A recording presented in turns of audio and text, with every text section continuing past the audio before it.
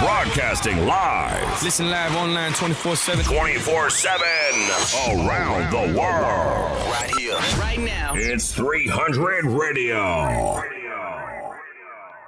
And you know this, man. I'm not going to waste no time. There she go. She's ringing now. Hello. What up, Dunn? How you doing? I be doing good. How are you? Well, first of all, how are you doing? Hey guys, everyone. She was MIA last week. We've been trying to run her down, but she's been. No, I'm playing love. Just joking.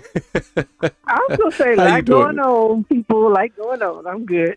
believe me, I feel you on that. And then this morning I'm a little late behind schedule, not just because of myself, but the damn stream is acting crazy today. So, but anyways, how anything you wanted to discuss today before I got any of the topics I wanted to discuss it? But before we get there, I'm sorry, my bad. Let me slow down.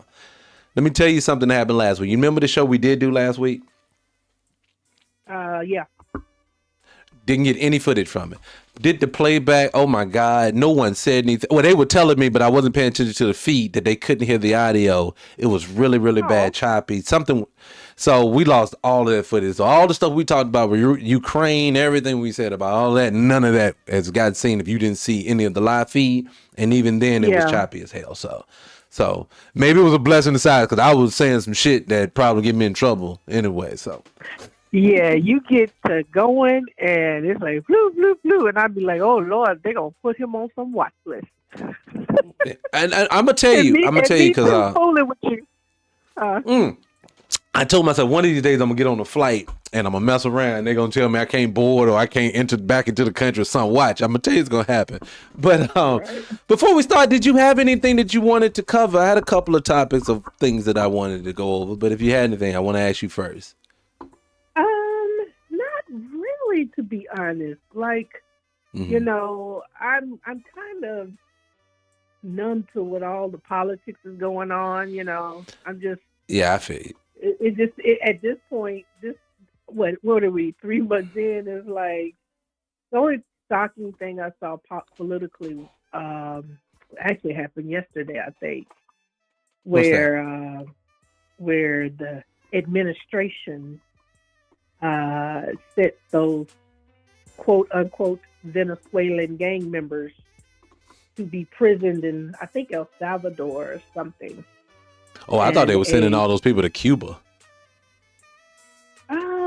I think that basically, well, we already know prisons are privatized. Now they're trying to make it internationally where they can make money off of imprisoning. I don't know, but all I can tell you is there was a federal judge who stopped it, and it needed to be further reviewed by higher court, and the administration disregarded the judge's order, and that was, I think, the first time where they went ahead and implemented something that was stopped by a judge. So I figured that was coming anyway. You did say that because you kept saying that they're going to do what they want to do regardless. But we're in an era with that stuff, and I didn't even hear about this about the gang members getting sent away. It was late yesterday. Yeah, it was late yesterday when it happened. Well, even with that though, but see, to me, I just say, I guess what I'm burnt out with politics too. I'll be honest with you, but I'm burnt out because I know it's all a game. And I know it's a game because we don't have common sense when stuff happens. Like the last 4 years with all the illegal immigration, when people were literally they were telling us, oh, there's a caravan of people coming. Watch these people come. You wouldn't do that. You would not allow that unless you wanted that, because you can't control when you just got people crossing your border. And one thing we know about this country, they love to control every aspect of it. And so to me, when I see stuff like that, or gang members taking over apartment complexes like they were doing in Colorado last year, and nobody's trying to stop, it's like, come on, man. Let's just be serious. They over-policed the shit out of black people, but now we letting all this go. No, they don't care because they want that here for some odd reason. I don't know the reason, but there's always a reason, you know? But at this point, I'm more concerned with not so much the why. We know it's not for, let's be real, it's not for our community benefit, any other community's benefit. It's not even for their community. It's literally people are focusing more on the racial aspect of it as opposed to the class, because now everybody niggas but the wealthy the wealthy. So that's what everybody up in an uproar about. We've already been down at the bottom. They just coming down to join us, you know. Yeah, so and that's and I always because I always tell people that I always say the difference between the two parties is only this: the Democrats are the ones that literally just shit on black people all day long, but the Republicans are equal opportunity shitters because they'll shit on everybody. So that's what they pretty much do. So I always say that. I think both of them. I think one was set up, and again we talked about KFAB. One was set up to give a perception that they are for our community, which would be the Democrats, and the other one was just set up to be honest about the situation. And now it's like, and when it was the reason why people still were back Democrats is because Democrats would throw little bones at you. I'll give you this. I'll give you a little bit of that. Not what we're owed, but a little bit of this. I'll give you a little bit of that. Right. I'm for you. But look at that guy over there. He won't even give you this. So we become acclimated into thinking that they're for us when in reality they're not. We've always agreed on that. But because what I always tell, go ahead. I'm sorry. Go ahead. Oh, I'm sorry. Just real quick. So my perspective is the Republican Party though has always had to give a fake perception that they cared about middle white class.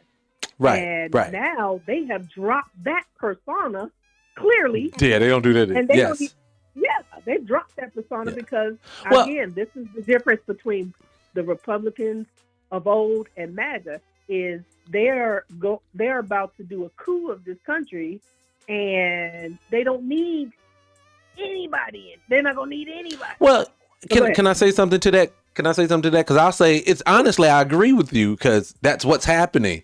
They're pretty much doing what they want to do, and it's blowing up because they're pretty much telling you the middle class don't matter. We're just looking out for rich folks, and we're only looking out for a handful of rich folks at that. What I've learned is that is for everyone, but the Democrats they're pretty much telling us the same thing. Remember, they've been telling us for 50 years that they love us and they support us and they just want to see black people do better. But then the last 4 years, you saw where they were sitting people on top of us. You saw where black people were begging for, we need some support at this point because you're hurting. We're dying out here. Yeah, and I just think the gloves are off. That's why I think that you're seeing what you're seeing today. These next 4 years are supposed to be an overtness. I always say this, that they have us on a cycle. If you look at like 1850 to 1950, they did the same thing in 1850. They started doing it in 1950. So I'm expecting them to do it in 2050. It's just the same behavior. They just keep doing it in a cycle. And I think what happens is they know that, see, when that generation in 1850 died, the ones in 1950 don't know what the 1850 people went through. The people in 2050 won't know what the people in 1950 did. And they just keep you on a cycle. And I think the cycle we're in right now. Yeah, and that's why they have to control history. That's why they have to control history. They have to control the narrative so they can, Let's just be honest before I give you my first question. Okay, I was gonna say I'm gonna dive into it. I was gonna say that though. I was gonna say that's literally the whole thing of history. History is being completely controlled to the point because I just need you to agree with this narrative. That's all history is. It's an agreed upon lie. But no, some of the subjects that we could discuss, and you tell me which one jumps out at you. I saw the thing from Don Robinson from In Vogue that's homeless. Yeah. I saw the track and field thing with the two girls in high school. Then one bopped the other one over the head. And then one other one I really got in here. The Spelman College just removed the Slutty Vegan out of their list of restaurants that's on campus. That one, but I'll tell you about it. But I see you got excited about the track and field. What's your opinion on that? Say that again. I didn't hear you. This is the first time. Let me tell you something. This is the first time. Like, it's been everywhere, right? I've seen it on the news. I've seen it on social media, blogs, and I always read comments. And I have never, if I can't remember the last time, there's been dang near a unanimous opinion that girl lying through her teeth. Yes, she's lying through her goddamn teeth. Yes, she is. She is definitely lying through her teeth. Do you know who I heard is supporting her? Which are you Who? gonna love this? The NAACP. The NAACP. Okay, so let me say this. So I knew that. So that's the angle I actually wanted to attack this conversation at, was that the fact of, and this is it, you can tell me yours, but I was gonna say, for me, what I don't like about this, but I do like it. I'll say this. And let me back it up for a second. I want to make it real quick in context. Late last year in California, there was a reparations bill on the table that that what Gavin Newsom, the California governor, said was pretty much, if the Black Caucus signs off on this, I'll sign off on it. And if he did it, I think every black person in California would have gotten reparations, right? Well, the Black Caucus didn't sign off on it. They refused to sign off on it. That would have gotten black people money. Now, you have no excuse for not signing off on that one. But I only use that context to say this. I knew that these organizations that they tell us are for us are not for us. And the NAACP is this type of situation with this track and field thing. The thing that I hate the most about it is that you make your organization a joke when you basically jump out the window when there is no racial implications in this thing. That's first and foremost. And then secondly, you're on the wrong side of the fence when you come to that. You're basically out here supporting the person who did wrong. If someone did wrong, hold her accountable. That's all the people are saying. That's the only reason why people are pissed off, because you refuse to take accountability for it. I haven't seen one person mention this part. Yeah, I agree. What? I have not heard one person mention this part. That girl got a concussion, and they said a possible fractured skull. Possible fractured skull, yes. Yeah, fractured skull. There is no way to have something like that happen. Somebody has to hit you with extreme force, blunt force. Okay. Because those things are hollow. People forget that too. Those batons are hollow. So they're not the heaviest things. For to cause that much damage, you have to strike somebody. Yeah, you have to. And I've never seen a runner's arm go behind their back all the way up to the sky and come down hard. I mean, and then the video always cuts off right after the hit, right? So I had commented, because I wanted to know. I said, does anybody know if she stopped to check on the girl? And they were like, no, she kept going. No, she kept going. And see, that's another sign, because I always said that too. I said your behavior after you do a mistake always dictates what you were doing. So like for her, if she hit her, she saw she hit her. So if it was an accident, she wasn't ready to win the way, because she wasn't in first place, wasn't in second place. So you would have instinctively stopped because you caused some damage. Just like, oh shit, I did that. My bad. It would have been like that. Yeah, I agree. Yeah, there's absolutely no way that was an accident. There's no rhyme or reason to it whatsoever. No. So, and see, for me, my issue with it more than. No, go ahead. I was going to say, it just disgusts me. We are in an era, I think we're out of the cancel culture era, right? Now we are in Thank God. Hopefully we out of it. Accountability era for our actions. You know why that is, though? It's the society has set it up that way. If you think about it, when a white woman, and I hate to throw them under the bus first, but when a white woman is wrong, but soon as it's time to hold her accountable, what does she start doing? I ain't even gonna tell you. You already know. She's gonna start crying, and then everybody's going to start catering to what she needs. And we know her behavior should have been checked. And see what I'm seeing. I see this with the male-female aspect. When men are all saying, and this is not a monolith, so then we're not talking about all women. But when you hear men say women refuse to take accountability, there's some truth to that. On that part. And the reason is because we're not forcing people to be accountable. And this is the type of situation we're talking about. Is a pretty young lady who basically has a future ahead of her, and they're basically trying to force that narrative. And I'm saying that is wrong, because what it's doing is you're teaching bad behavior and we're rewarding bad behavior. And I don't like that part. I don't feel like Yeah, that part. the only thing I would say differently than what you said is I don't think it's a gender thing. I just think men and women are at that point now where it's just like, I just can't hold myself accountable, so I have to deflect, gaslight, Yeah, switch the people are narrative. doing people are doing things all the time. This is one thing I hate, and you see this a lot in the world now. You're seeing people who are causing a problem. Then when they get Mm-hmm. called out for causing a problem, they get angry, upset, or cry foul that someone checked them Yes, on their behavior. That is the yes, narrative now. yes, Oh my God, I see it yes. every day. And it Classic it, example. it, it is I'll give such you an a huge example. trigger for me. You say it again? And I'll give you an example. This whole and it kind of leads into one of the things I talked about. The girl from In Vogue, Dawn, that says she's homeless now. The reason why for myself, and I vaguely have paid attention to what's going on with that, but the reason why I looked at that and I probably said, what did she do? Because I know that she got put out of In Vogue. I know she got put out of Lucy Pearl. I know that In Vogue still tours today. So if they know that this woman's living in her car, you trying to tell me, and that tells me one or two things. If they know she's living in her car and they're not helping her, that should tell you a lot about how they feel about her. Or if they don't know she's living in the car, that should tell you they have no connection with her, which tells me a lot about her. And so that's why I'm saying, for me, that's an accountability thing. I really don't think she's held herself accountable for why she's in that car. Well, let me say this. And a lot of people took what she said and missed some things. Like, she immediately started talking about this was a choice for her. And she went into the whole story about what had happened. She was living with her When she got, mom. yeah, Yeah, I she saw couldn't that. get I saw along with that her part. I did mom. see that part. Yeah, she was living with her mom. She wasn't getting along with her mom. She decided she got an opportunity, so she moved. Her manager suggested that she move back to Vegas I did see that. Yes, for, I saw that. I for a saw that. job Yes. opportunity. Yeah, for a job opportunity. And then she referred to her assistant. Now, let me tell you something. I don't That's what know too Jermaine Dupri. many. I did see that when he got pissed off. He was like, "How you have an That's the assistant? You thing. homeless?"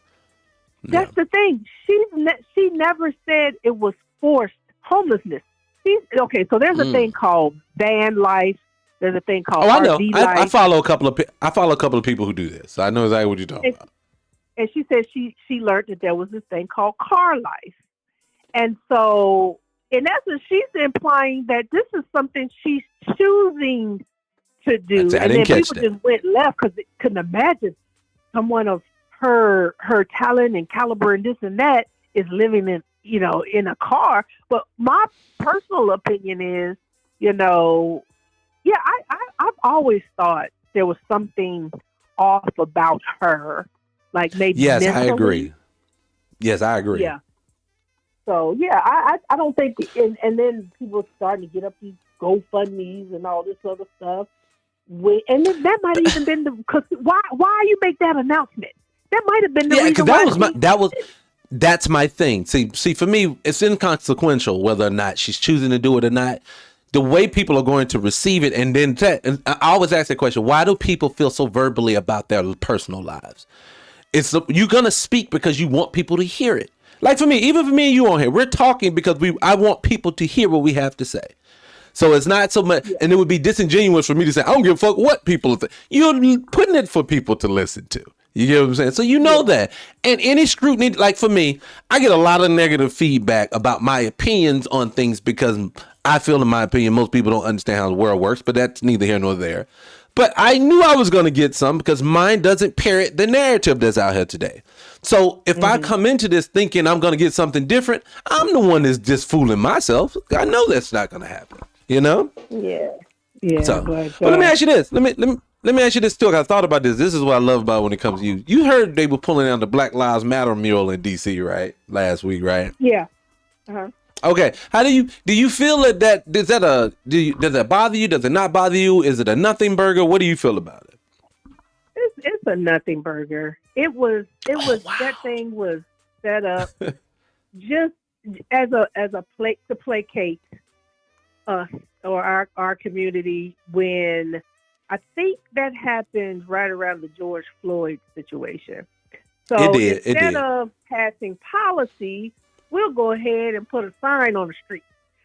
So no, it makes Yes. me know never mind one way. It Yeah. don't affect me. That sign don't affect me or my community or anything. Well, It's just I'm we gonna already tell know you this country something racist. that makes me proud to hear you say that, because I know that now we're moving in a good direction on, because me and you have different opinions on how to get there, but we both want the same thing. And I'm going to tell you, my thing I've been on for about 10, 15 years now is that I've realized, all right, this is what I realized. After 1968 with the Civil Rights Movement, and the only reason why they signed the Civil Rights Bill is because black folks were burning this whole country down. This is all it was. And they were forced to do it. And when they did it, but they also signed something called a benign neglect law.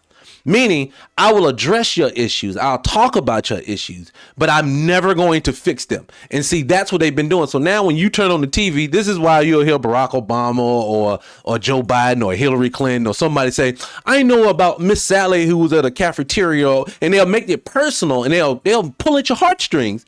But at the end, you'll know they'll never tell you what they're going to do to help. Never. Yeah. And that's what we're dealing with in the world today. We're dealing with a whole bunch of intangible shit that they do for us. But now they're dealing with other people. They always can seem to find tangible things. Example, when they were supposed to have been attacking Asians, we got an Asian hate law that had like $500 million attached to that. You get what I'm saying? So I'm learning, we have to learn as a people that they are not here to help us. They're just here to parrot what we got going on and then to move on from it. It's never about getting anything done. And you got me on speakerphone too. I can hear it. Oh, hold on one sec. Go ahead.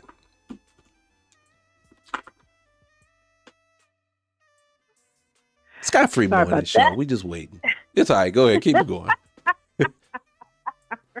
Sorry about that. But now I feel you. And I was trying to get the noise out. It's cool. It's cool. It's cool. Yeah. Is that better? Yeah, I can hear you perfectly. What it is, I'm getting feedback from myself in your background when you're on speakerphone. Gotcha. But yeah. So dang, that lost my train of thought. We was talking to Black Lives Matter mural. Yeah. Yeah, I recall, I've always felt like you were, even though you say both of Democrats and Republicans have the same agenda, I always felt like you were harder on Democrats than Republicans. I am. And I think I finally understand why. And they made promises to us.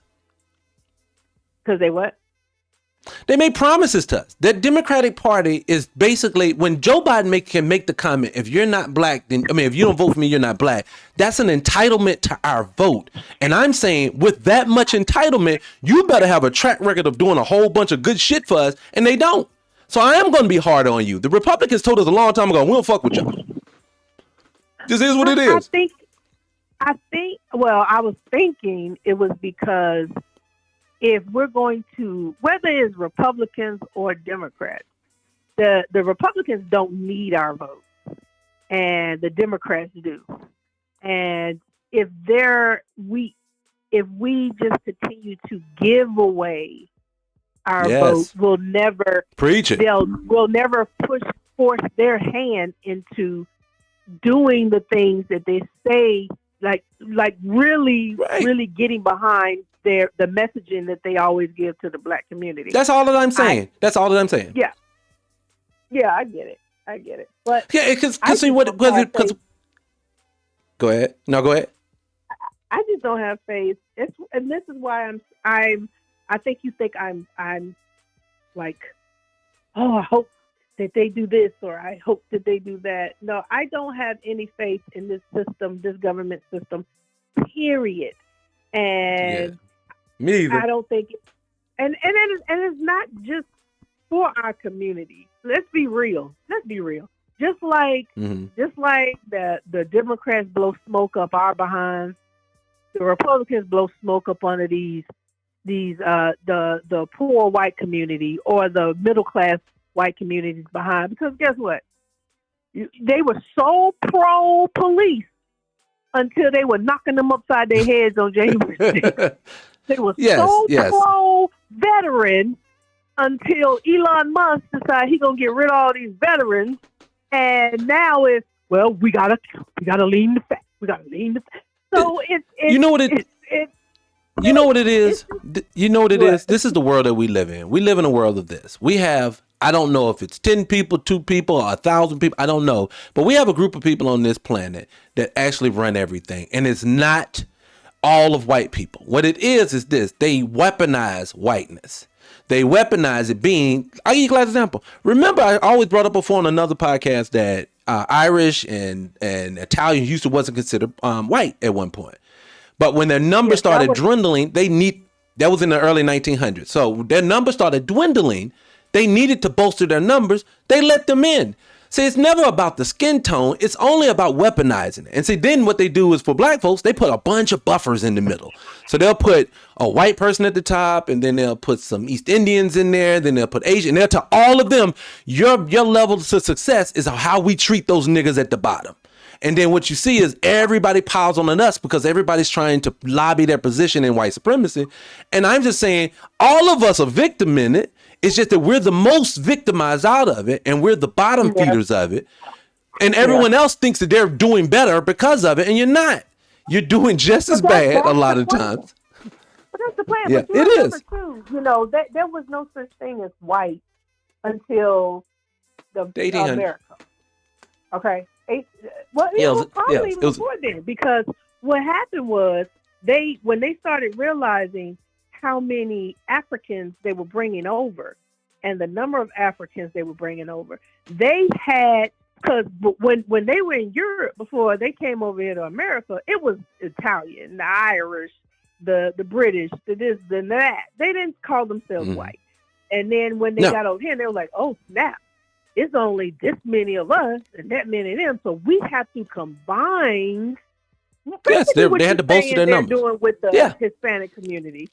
That's what they're doing now. See, what did I just say at the beginning of this podcast? I said they don't deviate from the script. They just keep doing it. You just don't know it. You know what I'm saying? Yeah. It's just because what it is.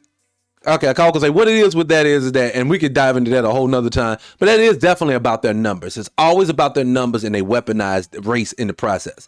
But but I had those two. Okay, one that I wanted to do. Remember when we got into it over the whole HBCU thing and whether they were good or bad for black people?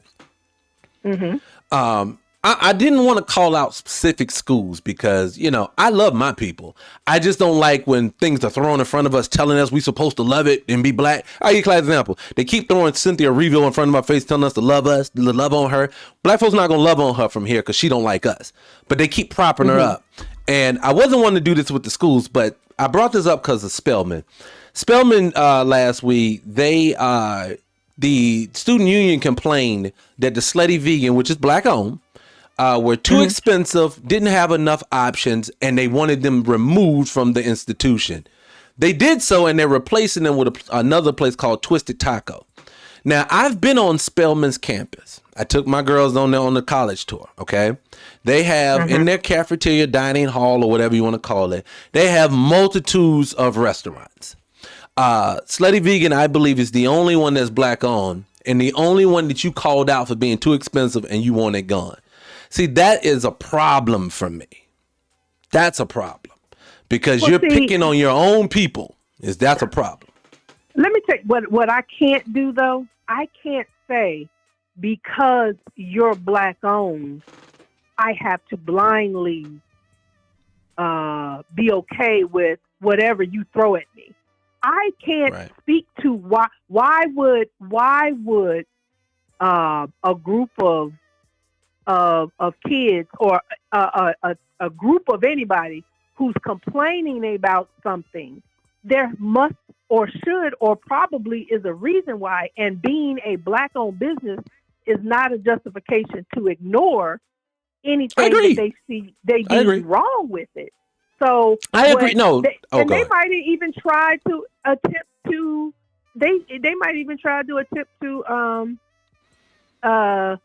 work with them. I don't know. I don't know all of what's happening, what's going on, but I'm only you're black, so I'm gonna take anything you throw at me. No. Okay, so let me say this. I'm not saying I think that they should take bad behavior from black businesses. I do not. I don't agree with that, and I'm not going to sit here and I'm not going to coddle you to do better for me. But one thing I do not like, and we do this a lot, we don't give black businesses grace like we do others. Now, I've seen thousands of videos of I hate Target for what they did. I hate Walmart for putting shit behind the glass, but we still show the fuck up. And so for me, my problem is we won't do that for black businesses. And I also look at black businesses. Let me finish the statement. I only look at black business a little bit different. I look at black businesses different because I look at us almost like we're battered children who are trying to get into adulthood. I'm going to give you a little more grace because of where you came from and how your upbringing were. And I just don't think we do that for our black businesses. I think that we should know when. Go ahead. I'm sorry. No, go ahead. Go ahead. No, go ahead. Go ahead. I don't think I was gonna say. Oh, go ahead. Go ahead. No, go. No, I seriously, you can interject because all I want to do is just ramble about it. But go ahead. But you're making assumptions. Who's to say that they weren't given grace? They weren't given an opportunity to fix whatever the problem was, and they just decided they weren't going to do that. We don't know. You can't make that level of an assumption. Because my assumption isn't it. My assumption comes in only because of this. It's multiple restaurants there, right? For you, Lovey, when you go to a restaurant, if you don't have enough money to eat at that restaurant, but I have one at the other one, what do we genuinely do otherwise? We just go to the other restaurant. We don't get the black ones removed, is what I'm talking about. Well, that's all I'm saying. Is that the sole reason? Where is there an article? Yes, they said. Yes, there's an article. I can send it to you. Yes, the article they sent said the black student union wanted it removed because of limited choices and too high of prices. That's what their reasoning was. My thing is this: doesn't matter when you have multiple choices. Get your black ass over and go somewhere else. But don't target the black business because you don't like their price point or their selection. I just won't do that. Yeah. I just that's found just me. The article. Huh? Yeah, I said that's just me. That's just me. Well, let me read. I'm gonna read it out loud so everybody knows. What the Go ahead. says. Read the article. Let's do it. Okay. Slutty Vegan closes at Spelman College. Pinky Co's popular vegan joint has closed on campus to be replaced by Twisted Taco. After 2 years, Slutty Vegan at Spelman closed unexpectedly on the 26th of February. The HBCU announced the student body has voted to bring back Twisted Taco in its place. Atlanta restaurateur. Then it goes into how she or he was created. Help provide and push towards. Okay. And it says, though it was not the Spelman College that closed the campus, Slutty Vegan. It was the student restaurant union. Notified the campus that it would close up shop, according to Brielle Daniel, communications specialist at Spelman. So it looks like they pulled it. The location. So how did you say this later with no indication as to why the restaurant pulled out of the campus? Yeah, see, that's conflicting. But now that's conflicting because now you're saying they're pulling it, but then they're saying the student union asked for them to be removed. So that's what the blogs are posting. That's where I got it from. So I'll do a deeper dive into it. This is an entertainment thing out of Atlanta. So the one I got it from is too. And I'll do a deep. Go ahead. Let me tell you why I didn't understand. Didn't move you because, like you just said, why would if I have multiple options, right? Sometimes I'm gonna have a little extra cash. Sometimes Sometimes I got Sometimes I got McDonald's money, and sometimes I got Cheesecake Factory money. You know. Right. So, That's all I'm saying. But I would never say, let's close this. It just didn't. I don't know. If what and see, that's what I've seen that before, and I've seen that before. And this is disheartening to me because I don't want to be targeted I don't target us in a negative fashion. We get enough of that. Yeah. Another thing, and another thing I'll say to it too. Another reason why I notice being a black business owner. Two things I understand about being a black business owner. You, for one, do not have the capital and the funds like bigger businesses do. So which in turns means you're going to have to charge a little bit more than everyone else do a lot of times in our businesses. And I just wish our people understood that. See, we will go out and get Gucci belt for $500 and a belt is $15, but you'll overspend for that. But then tell the black business, I don't want you to charge that high. You should be able to sell it to me at a certain price. We're only time selling our product at the price where we can still get a profit out. We don't have direct access to other countries when it comes to distribution and manufacturing. So we're buying things wholesale that we're basically we have two people that are getting paid before we even get the product versus them getting directly to to the manufacturer of the product. And so that's the stuff that bothers me. We have to treat ourselves a little bit different than we do other businesses. And I feel like we give ourselves a harder time than when we should. That's my opinion. Yeah, I found another one, a different article. This was from Black Enterprise.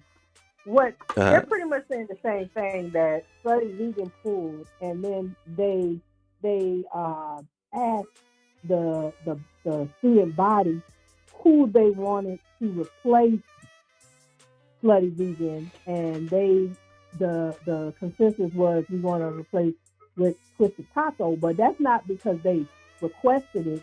It's saying that the company pulled itself, and then they had to replace it based on them deciding to leave. Now, let's say this: it could be a situation. It still could, apply what you're saying, because it could be a situation where why would Slutty Vegan just up and decide to pull their business from there? Nobody's gonna do something that's gonna be like hurt their ROI. So right, I get it. No, I get that. Something that Spellman was doing that made them decide that you just never know. Now that's different. I agree. Now that's different. If Slutty Vegan pulled out, that's different than if Spellman and the student body. My bigger issue actually was more than anything else, whether it was the student body or the institution, because both of them those are black people. And for me, it's just that my issues with black institutions a lot of times like that is that they a lot of times just be white supremacy and blackface. They put a blackface on. It's like having a mayor of a city and say, man, that city's black because the mayor black. You know that black person ain't doing shit to help black folks. You know it ain't happening. But what you have to still remember in regards to HBCUs is, again, number one, they're funded by the government. I'm sorry, what? I was gonna say they're funded by the government. I thought that's where you were gonna go first.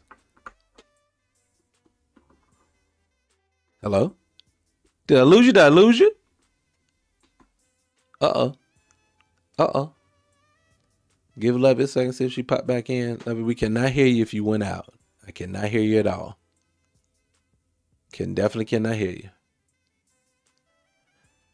All right, so she can pop back in. If Lovey, if you're still there, let me know. Pop back in. If you can hear me, but we definitely can't hear you on this end, then hang up and I'll call you right back. But if you can't hear me, I'll hold on. But I was gonna say about black institutions when it comes to HBCUs. My biggest issues with HBCUs is, she hung up, so I'm gonna call her right back. My biggest issue with HBCUs more than anything else is that it's the fact that they're not catered to black people. So you got to remember but the history of HBCUs wasn't even, we didn't build majority of them. Majority of them were built for us. A lot of the times there wasn't even black people on the panels and the boards of these institutions. And I think that's like that even till to this day. But anyways, let's give her a call back and let's see what's going on. Let's see. Let's give her a call. Hello? I can hear you now. What happened to you? Don't blame it on me. I was talking away. The thing dropped like a mug. I forgot even the last thing you said, but you were talking and then it just went away. Yeah, so it happens. I was like, hello. See, you know what's funny? When we get to talking that talk, I'm gonna tell you, these people don't like that. They'll hit these feeds in a minute. Boom. It happens all the time. But hey, I don't think I was. Go ahead. No, you was at making a point. Make your point. Yeah. So people got to remember, HBCUs just didn't come up for no reason. HBC and to your point, everything, almost everything, including private companies, are funded by the government. Everything's funded in this country. Everything is funded. We're learning that Yes. on a deeper scale now that Elon Musk is trying to get rid of everything. Yeah. But Doge is telling you everything that they're wasting money over the last few. They've been wasting money on. So, but my point is one, I still cannot agree with your assessment that they're not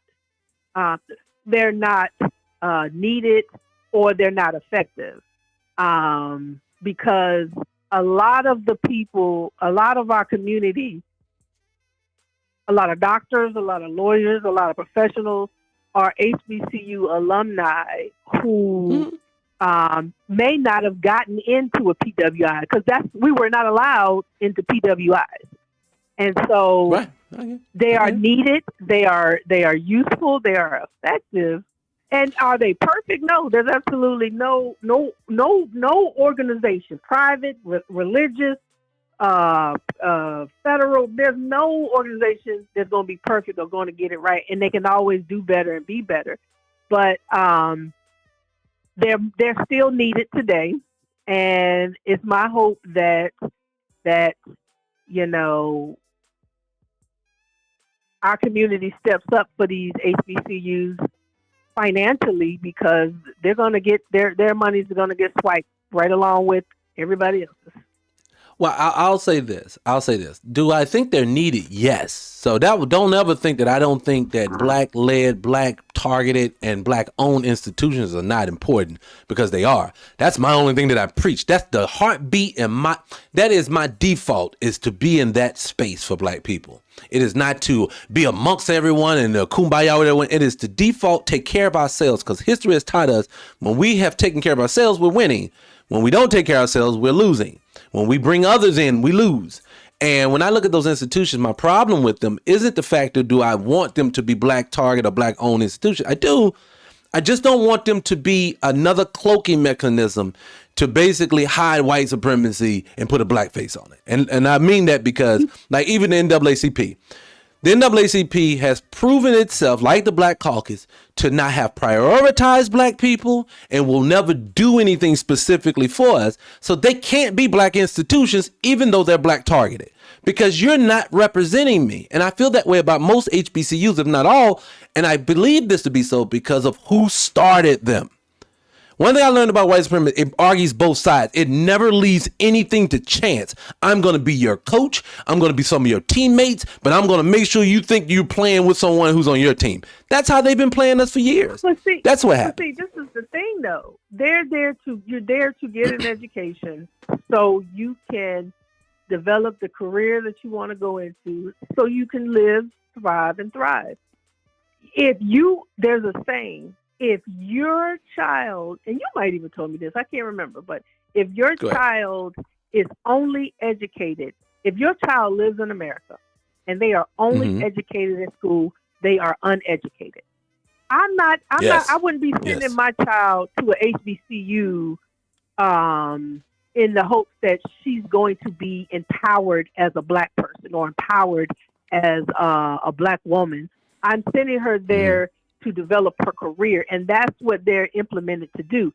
And then when she's home, I'm going to educate her, and I'm going to get her to the point where she knows her power and her strength and what she should do and what she needs to do for herself as well as her community. Because if we're not if you can't, there's to expect any institution within the confines of this country, any institution to be solely invested in the Black community just because you're invested in it, it's a pipe dream. It does not exist. Yeah, I agree with you. When the foundation is white racism, they're not going to allow that to happen. So we need to start promoting for our fathers and our mothers and our aunties and uncles and our grandparents to continue to educate our children at home because that's the Oh, only hell, way they're gonna get it. Hell, you ain't gonna get no argument out of me. I definitively know this. I know most people think that this is why. I'll give you a clarity. This is why I don't think reparations should ever come in the form of education. Why the fuck would I want to take a free education that's miseducated me anyway? So you just want me to do it for free? No, fuck that. I don't want that because I know that system is not here to protect me or help me. So I would never look at I actually look at it like this. I look at results and outcomes. You ever notice that the really, really, really successful people in this world, and I'm talking about wealth, not rich, they're not college educated. So why would we, if they're not the college educated one, but these are the people who run the world, why would we instantly think that all our children are going to come out? No, college is here to get you a good job. That's all it's there for. If you want to be a leader in something, you're not going to get that through college. You're going to do that innovatively through yourself. But institutions should be there to help you get jobs. I think the problem with me is this. It isn't the fact that I think black institutions I agree. Sometimes PWIs will not take black kids. So they need to go to HBCUs. I agree. But they also devalue those HBCUs at the same time. And see, for me, I don't think the institution should be the starting point. We need industry first, then use the institutions to hire the people to go to the industry. See, that's the problem we have. We don't have any industry. So all of these amazing kids, you're getting doctors, yes. But guess how many more doctors we would get if we had more hospitals? Guess how many more lawyers we would get? Guess how many more engineers we would get if we had our own industry? We're not competing in industry, and that's why the institution doesn't matter if we have all the black kids go to HBCUs. When they come out, they're still going to run into white supremacy and lose. So that's all I'm saying. So it's really, and I don't think the institution is preparing them either. Huh? I disagree. Eric's best friend, he's a dentist, and you ever heard of Aspen Dental? Aspen? No, I haven't. Aspen Dental is kind of like a franchise. I'm trying to think of. They're dental franchise. He bought into a franchise that already been established globally, like the Joint. Yeah, kind of like gotcha. people can purchase McDonald's and stuff like that. So right, gotcha. He's a franchisee. I got you. Yeah, so he owns his own Aspen Dental, and he's in the process of starting a second one. Good for him. Good deal. And he's a Hampton University alum, and so to say that of course white supremacy holds people back. He probably could have gotten way further, way faster if he was white, right? Of course he would have. Hands down. Yes. But I what I'm saying is all I'm saying, and I'm not even saying you're saying this, I just want to state this. Do I think the HBCUs are perfect? No. Do I think they're needed and they are creating professionals and business people and people that we need in our communities? Yes. Could they do things differently and do things better? Yes. I hope your stance isn't to throw the baby away with the bathwater. I think we need to. Okay, go ahead. No, because my stance only on this is this. If it's going to be, my only issue is this. Do I think the HBCUs are good for kids that get turned away from PWIs? Yes. So I do understand that. I'm not trying to diminish that. My problem, I think my issue is this. It's not, could they be better or they not? No, the people who are running them. It's a reason why we are not gaining ground in this world. This is all I'm trying to say. And I'm going to try to make it extremely fast. Let me say it because it's going to. If white supremacists are running HBCUs, they're running PWIs too. Yes, I agree. So that's but that's why I said the back end of it is that they are running both institutions. They control who's going to get the jobs either way, whatever school you go to, and they're devaluing HBCUs themselves. So the white people who run all the industries are also devaluing the HBCUs, the ones that they're funding. Means the people in our community need to value them more and put. No, we need our own and stop using their money. No, the value needs to come in. Let's pay for it. He who pays you controls you. So what I'm saying is, like you asked me what solutions on the other podcast, and I told you I don't mind. It's a thing called a susu where we could put money in. I don't care. What I'm saying, if we don't fund ourselves, they're going to control us. They're not going to help you compete with them. That's what I'm saying. So if they're your sole provider of income, they're going to always keep you at a disadvantage. I'm telling us, we have to be the one to fund them. We fund them, we can control the curriculum. But again, then industry. If I'm telling you, I know a plethora of HBCU alums who are building generational wealth within their families based off the foundation of the HBCUs.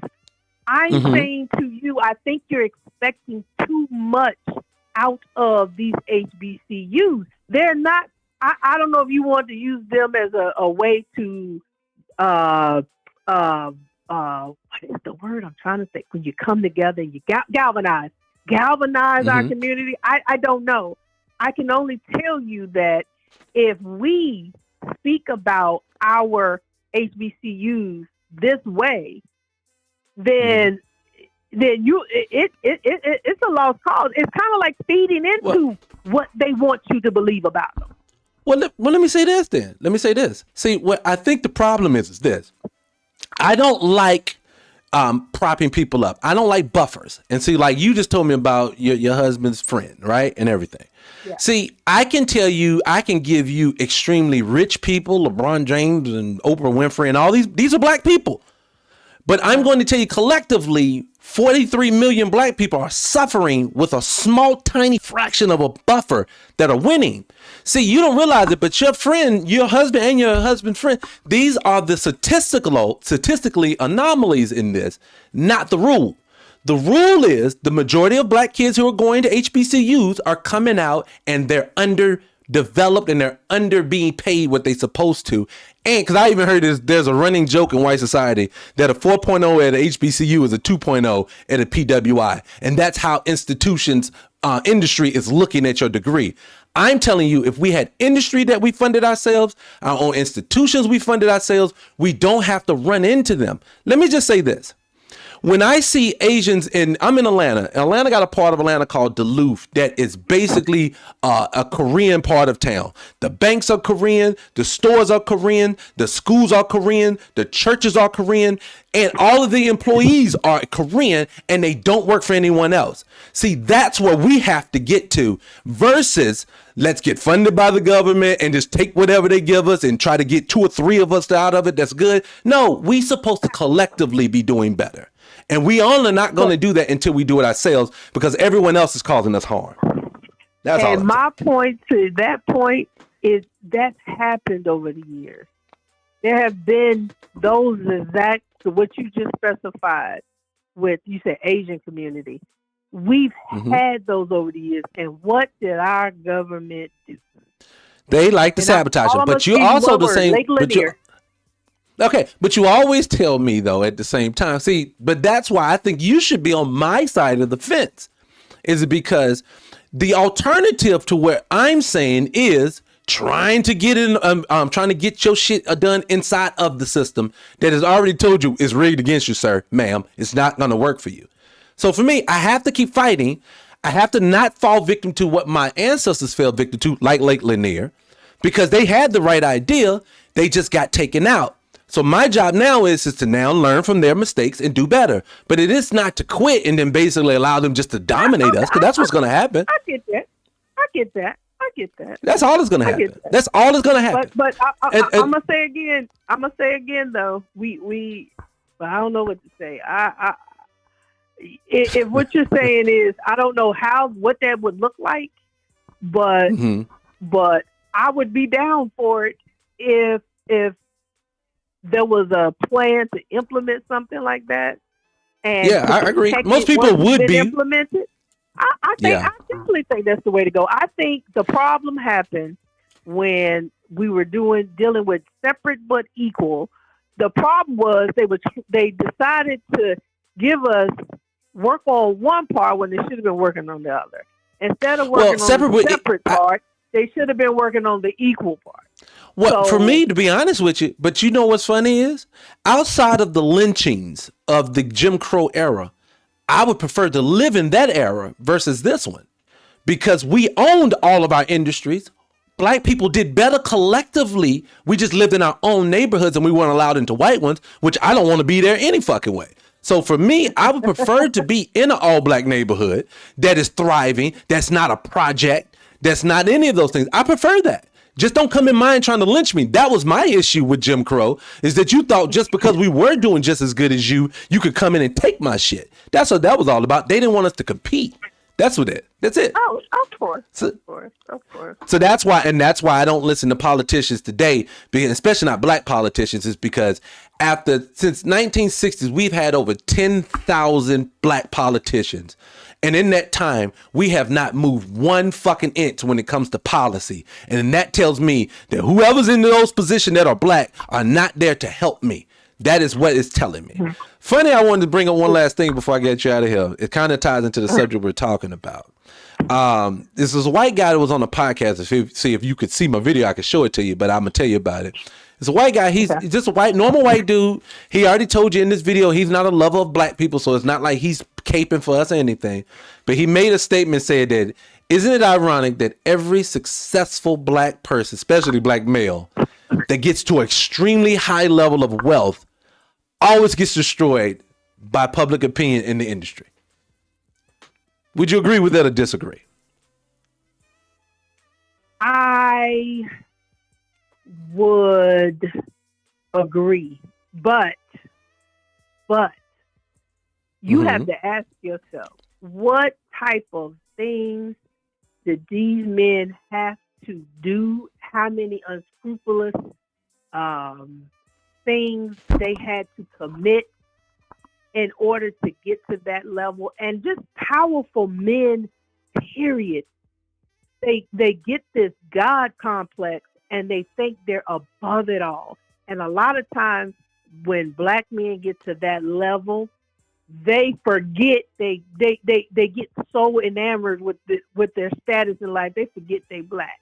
And at any point, they done did this, they done did that, they done did this, they done did that to get to where they are. Because you ain't black getting to that position without doing some really dirty type of behavior. So I don't think anyone gets there without doing dirty shit. Huh? I say I don't think any of those people get to that level without doing dirty shit, to be honest with you. Everybody, exactly. No, race has nothing to do with that. What happens though is when the powers that be, decide that one is getting too big for his britches, we're going to bring to the forefront. We're going to protect the dirt we do. We're going to protect each other in the dirt we do. But when that one get a little too big for his britches, I'm going to bring all his skeletons to the forefront and bring them down. So you know what's funny? To you, yes. Do I think they target them? Yes. But do I think they're targeting them for the actions that they actually committed? Yes. Can I say something? I'll say this, and I will say this. I 100% agree with your assessment on most of that. And what I mean when I say that is that, do I believe that every one of these people in this industry is perverted or some type of way? Yes. I think they look for that. Sure. I think that they specifically, when they are going into audition rooms, when they're speaking to you, when they do these these TV shows like Love is Blind, Love Island, things like this, these shows are experiments and people don't even know it. They're just trying to tap into the psyche of the people that they're bringing out. And it's not ironic that everybody has this deviance about them. And I think that is because they're picking a certain mindset. So I do agree with you. I think that this is something that's in all of them. And I also agree that I think they target us while they don't put their own shit out there. But then I also have to say, I don't think that, but I think where our bridge breaks at is, I don't think that's always the case with our black people. And I'll give you examples of what I mean. Michael Jackson, don't really matter any of the things. Michael died because he owned too many people's masters. We know this. Prince died allegedly. Let me just say allegedly. I'll say allegedly. Yeah, Prince died and we Prince died and we still don't know what the reason is. So that tells me And I also know that Prince talked about his masters. I know Prince talked about this, that, and the third when it came to about owning your own ownership, how he wouldn't do music with people unless you owned your own masters. This man protect himself so much, you can't tell me, for one, he just dies instantly and then doesn't have a will. I'm sorry. I thought you were talking about the R. Kellys and the Diddy's. No, well, I'm talking about all of them. So Michael Jackson and yeah. Well, so what you're telling me, I think what happens is that there are ones that have done things like R. Kelly. Is he a sexual deviant? Yes. But I know he's one, but I also know that Clive Davis is allegedly one as well. But he gets to go home at night. And see, one thing I hate about us, they cloud us so much with the R. Kellys and all of this that we don't know. And I'm just saying this. This is the thing that bothers me. The reason why I wanted to talk about it.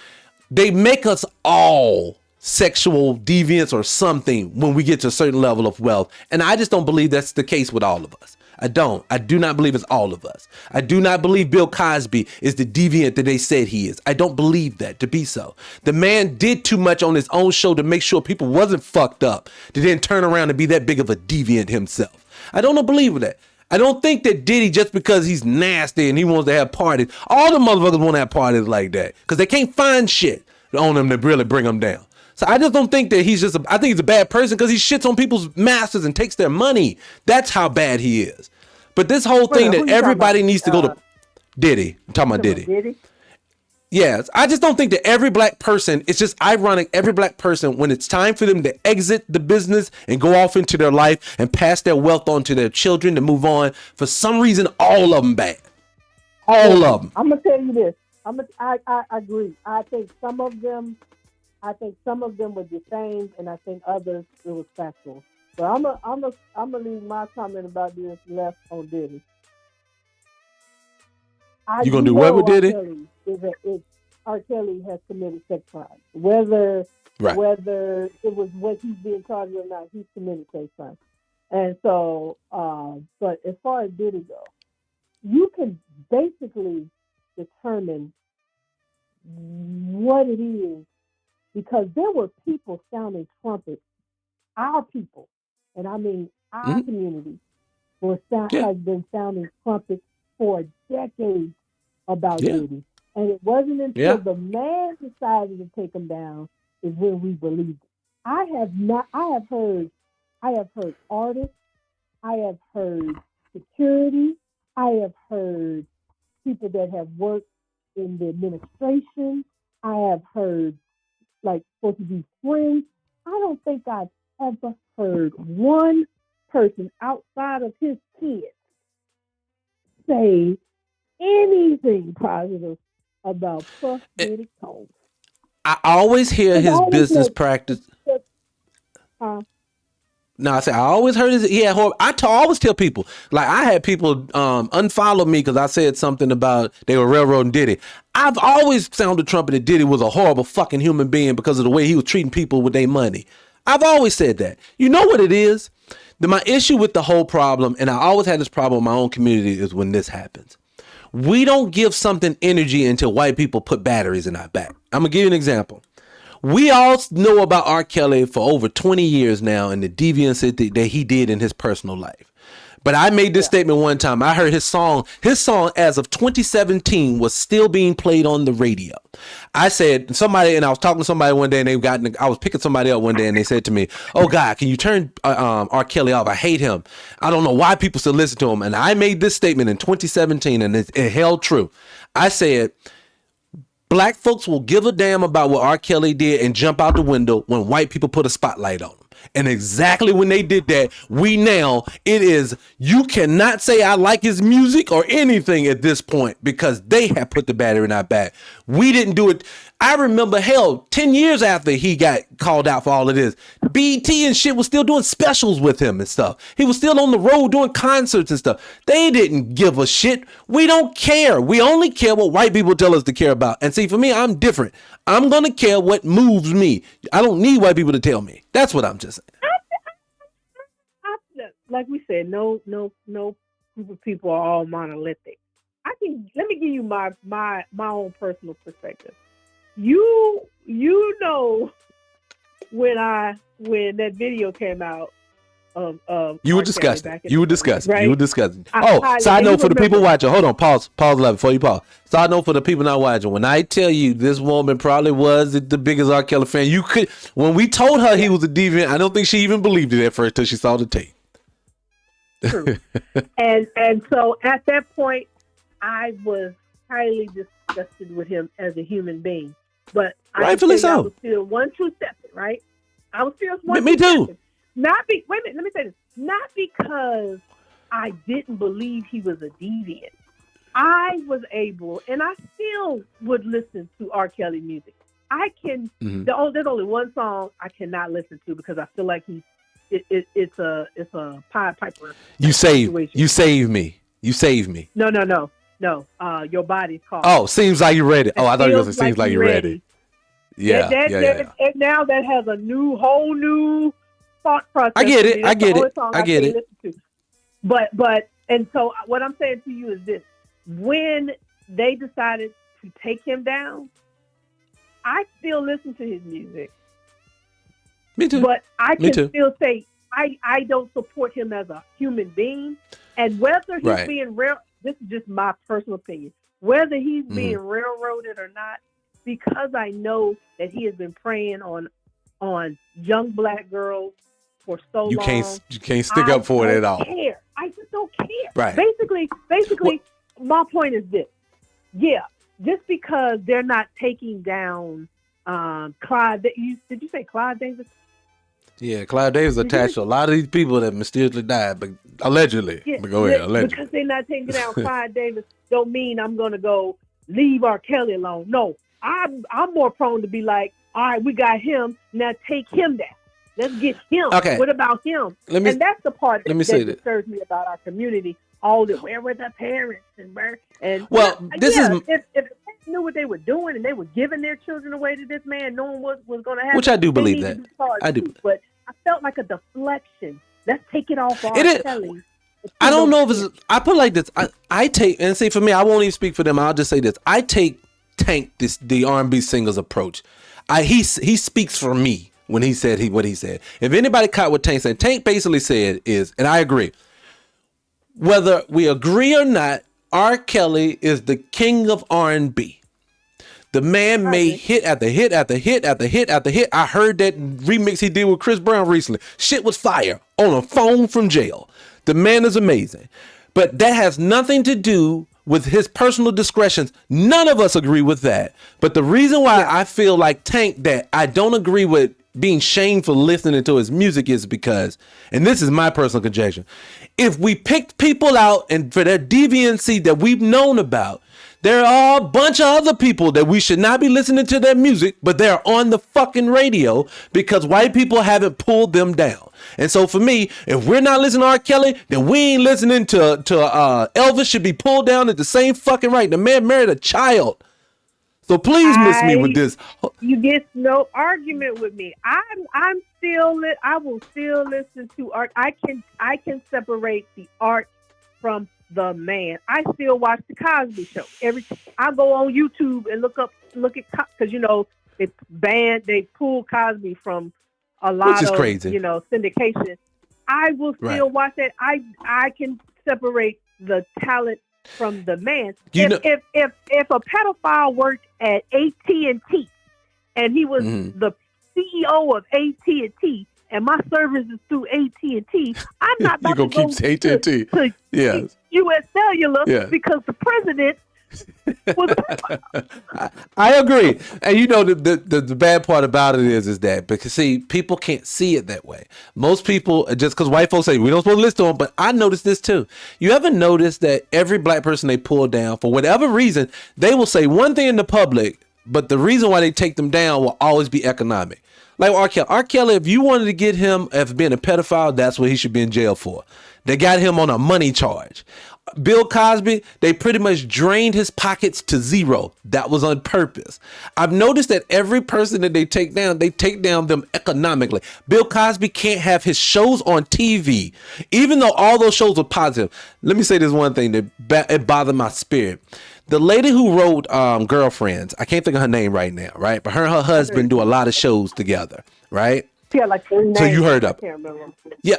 Okay. Well, they had a show, this was about 5-6 years ago, called Love Is, where it was about their life. The lady who wrote it and her husband, who were both writers, how they met and everything, right? It was on OWN. This show was amazing. It was well written. It was the people from Girlfriends that you expect it to be good. And that show was a hit. And right after that, some lady came out and was like, the husband raped her in the whole nine and he got away with it. So they took that show off the air completely, right? Now, he wasn't even attached to the show. The wife was. She was just telling their story. His TV show that he actually was producing was Black Lightning, and he had another show. They only pulled Love Is off the air and left all the rest of them on. And he wasn't even attached to that one. That lets me know it was about them being too positive is why they wanted that show going. And they used sexual deviance to do it. Because right after that, that lady disappeared again. Show went down, she disappeared. Yeah. So it's just, I'm so sick and tired of watching us. They use us to attack us when we should use our common sense. Everybody can't be rapists. God damn it. Everybody can't be. My God. You'd be surprised. This is crazy. But no, I just, like I said, those are some of the things I thought of a great topic for next time. You were starting to talk about her shows.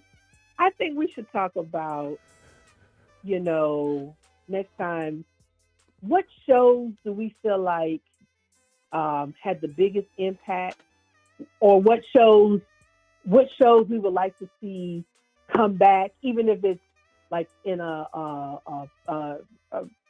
they were talking about bringing back Martin in a certain way or something like that, or how they brought back Fresh Prince in a different, they just 2025 did, or 20 whatever year it came out, and what shows we feel like they pulled entirely too fast. Okay, all right. So in regards to, do me a favor. Take your time out. Give me 5 shows to find your take. Give me 5 shows that you know that you would want, you think had a positive impact, and you would love to see come back in some form of fashion if you did. Now, for me, I'm not big on remakes. I hate it, but I get your point, and I'm just using the context of the conversation because I can already tell you right now the Cosby Show will be one of them, and flat out gonna just tell you. Oh yeah, for sure. I don't think you should bring back shows like, we're picking up now. Like, I think Martin went off in 98, 99? 97. It went off in 97. 97? I don't think you be 2025 and Gina and Martin, but there's ways you can tweak it and twerk it that I think would make it good. I put like this. I saw. I was like a boycotting. I'm not gonna watch Bel Air because I don't want you to touch my characters, right? But I have in passing watched episodes of it. Right? It's a good fucking show. It really is. I always say I thought the show would have been better if they didn't feel the need to replace the characters. Like the guys and the girls and everybody's playing everybody's role. They're great at what they do, Coco and all of them. I just wish they wasn't using those real characters. It should be Carlton and Will, and it shouldn't. Use other people, use other situations. It would have been an amazing show to me. I think, but see, if it went from a comedy to what I think is a drama. So it is a drama. Okay with that. They just took the concept of the show, the characters of the show, and they changed the whole dynamic of it. They put a they did a good job. Can I tell you what I heard? Most people. Can I tell you what I heard real quick? How they wanted to do Martin, right? They wanted to bring back, or what I had heard, I don't know if it's true or not. They wanted to bring back the show, but the show would have been surrounded and based off of Martin and Gina's child or children, and they that would have been dating. Cool. And they're dating, and I think somebody said they would have been dating Tommy and Pam's child. And the only original character that would have been on the show would have been Cole. And and so they was trying to. I got it. And then they would bring in the original cast for like certain episodes. You might see Tisha Campbell come in and do something, and of course, it's Martin's show. Martin might pop in something like that. But that would have supposed to been the new twist. But I heard they didn't Well, want to touch it with. Well, Eddie was doing because they were supposed to do a Beverly Hills Cop about maybe 20 years ago, and I don't even think it was that long ago. But he was supposed to do that, and they even shot the pilot and everything for it. He had Brandon T. Jackson was playing his son, and he was in it. He said the only reason why they didn't do it because it was going to be on CBS. I think CBS wanted him to appear a reoccurring role, and I'm not doing that. So that's why they didn't do it. So, and they didn't do it, but I wish they had. I would have loved to see Brandon T. Jackson do that. Oh, I like him as an actor. Yeah, I like him as an actor. I like him as an actor, but he was throwing around Kevin Hart name at one point. And I was like, and back then, man, but not now. I'm glad they didn't do that. Yeah. I don't think that would've. All right, but look, I gotta get it anyway because I gotta make space for the next show. But I enjoyed it. Now, when am I gonna get you back? Now. Oh God. Here you go. I might be on tomorrow. We don't do but an hour, woman. Good God. It's the timing of the hour, and it's spring break over here, and that was that noise you heard in the background. I had the. It's cool. I have it going too all the time because I have people popping in and out from time to time. But I'll tell you what, I'll hit you. I might be able to do tomorrow. I hit you tomorrow. If you're gonna do it, come up with 5 shows. That's all I need is 5 shows. I'm gonna be prepared. All right, because what it is, it's funny you say that because I had an episode I was going to do this week where I pulled my favorite iconic scenes from TV shows movies and TV shows that I loved. One of them came up was Will when he didn't have his dad. His dad was there, that episode. Yeah, and my whole point to the episode was I wanted to say that the shows that they're putting out now, two things I wanted to say. One, by removing Black American actors, you're not getting a connection anymore with these people when they play roles. That's one. And I was going to prove it through these concepts because all these people, they're not connected to us. So a lot of times it shows in the content. And then 2, they're picking content they know we don't want to see.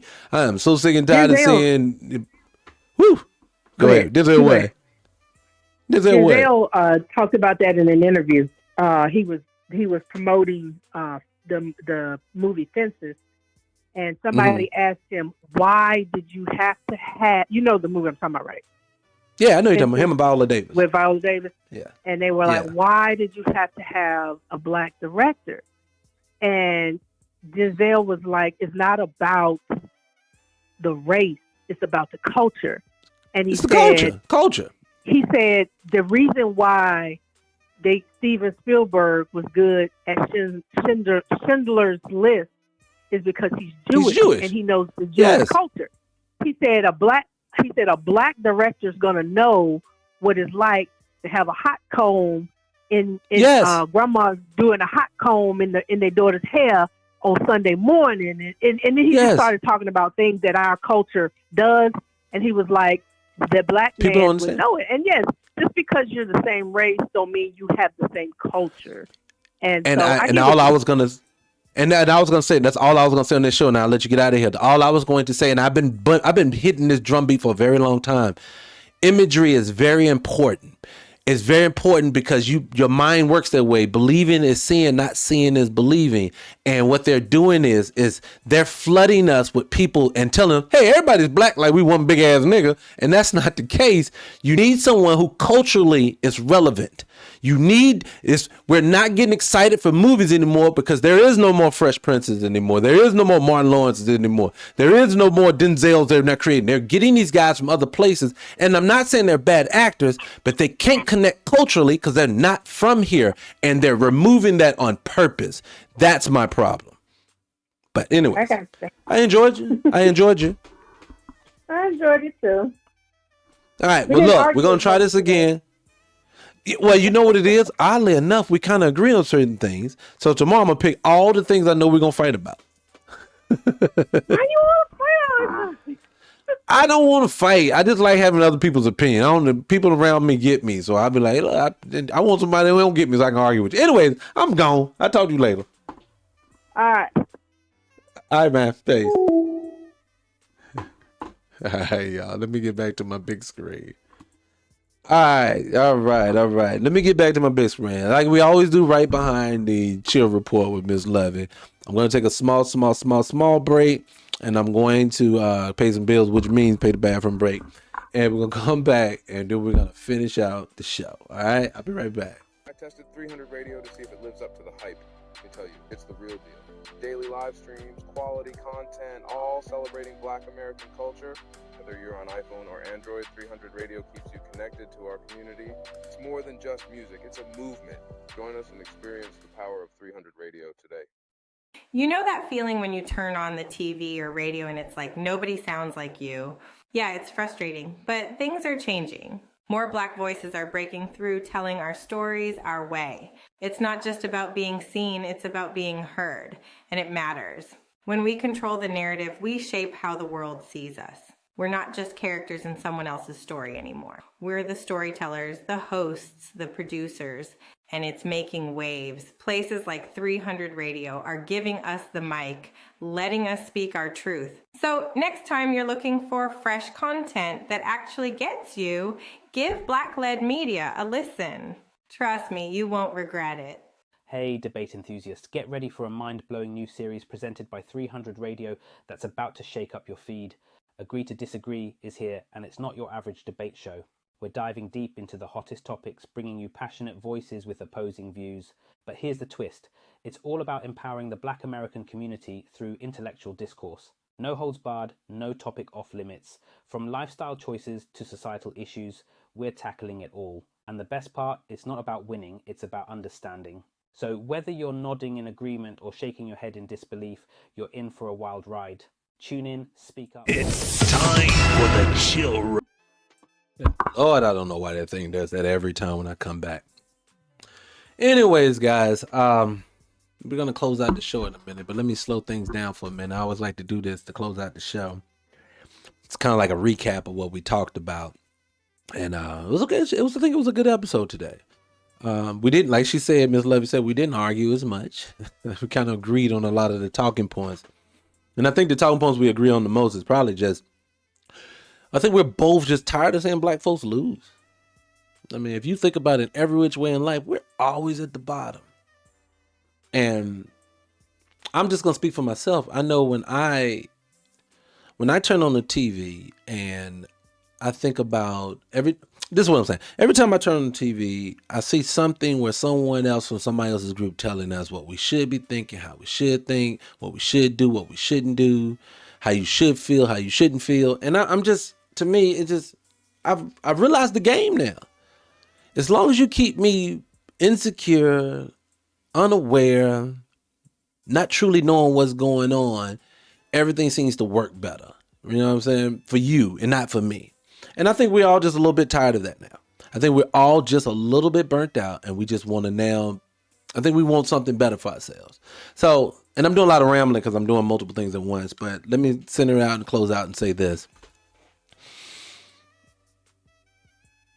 I've been compiling a list of different talking points of things that I want to take Black people sometimes to shake the shit out of them and be like, look, man, can't you see what we're struggling? It's a very simplistic process to fixing this. It is very simplistic. It's not that hard. It's love yourself, put your money back into yourself. When you do build something, make sure it gets bigger and better. For the person who is doing the building in our community, you respect the people that you're building it for, and you make sure you give them the best product that you can find. Don't cut corners.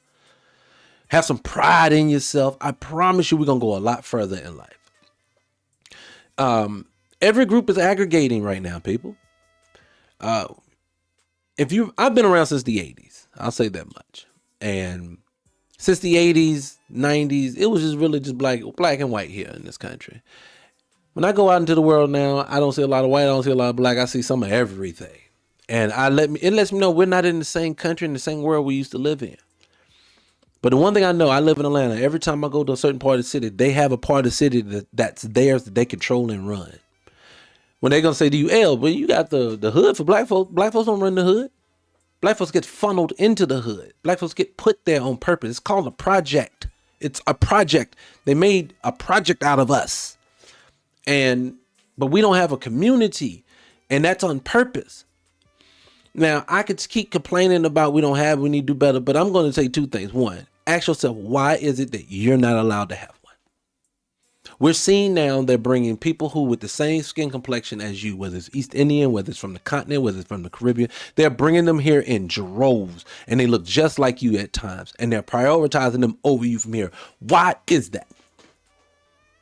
Now they're going to say, no, they're not. Yes, they are. You know they are. If you are in college right now, any college age people, or any people that have children in college right now, you know every time you see a black person in those schools, if you go to PWIs, most of the time they're not black American kids. Why is that? Come on, man. It's on purpose.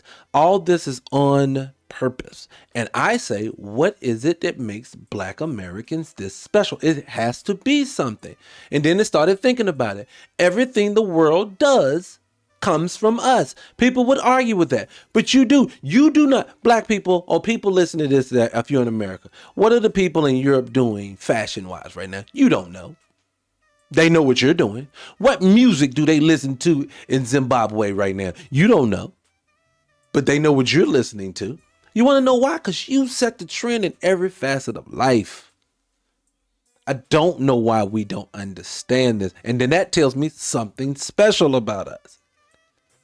When you think of everything we use today, from the internet down to the doorknob, it would not exist without Black America. Why is that? Something's different about you. And I'm telling you is that, like she said earlier, that every time we've built a town up for ourselves, they have torn it down. But everybody else is allowed to have a community. Why? Because they don't see them as a threat. Why are you so special? Why on TV, they're not East Indian men always humping on each other all the time like they're doing in our community? Don't tell me we like to see this, because we don't. They statistically, if you look it up online, they'll tell you statistically how many people in our community identifies as a LGBT, and you'll find out it's not a large portion. So why is our content so drubbed with it? So much of it in there. And mind you, I don't care that that's your lifestyle. That is fine for you. I don't care if you put it in some of our content from time to time, but make it have a point. But randomly doing that, trying to emasculate my group, lets me know you see me as a threat. Why am I threatening to you? If you without us, you wouldn't have half of what you have. Now I get it. It tells me there's a security problem. You have an insecurity about me. I just need look, and I'm gonna tell you this, it's not my problem that you do. But I'll tell anyone listening that looks like me, let's do better, let's get better. That's all I want for us. But I got a feeling it ain't gonna happen. Not because you don't want it to, but that means education is just really, really strong. So, with that being said, I digress. I'm going to close it out today. I probably said too much now, so I'm probably getting me in trouble. I see the viewership went up a little bit when I started talking in my feed, so that tells me the man is probably listening to me. Anyway, I love you guys. And this, again, to the non-Black American people, this is no hate. I promise you, I love Black people globally. I love you guys, man. I love y'all. Y'all my family. But I got to take care of home right now real quick. And I want you to do the same thing. I support you taking care of home. And I don't even care if you're here in America. That's fine. If you are repping your home, that's fine.